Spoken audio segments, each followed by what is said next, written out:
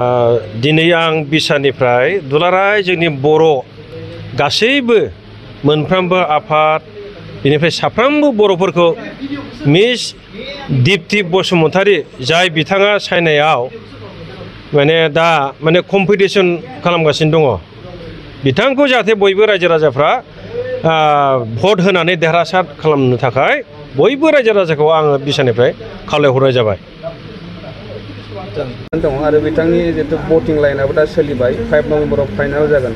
नोंथांमोना बेखौ देरहाहोनांगौनि थाखाय मा खावलायनो सानो बिसानिफ्राय जिहेतु बिथाङा सासे फावखुंग्रि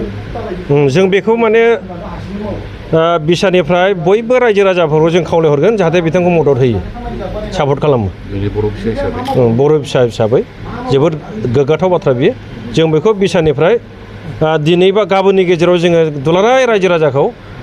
बिथांनो भट होनांगौ होननानै जों खावलायहरगोन। गोदान सरकारनिफ्राय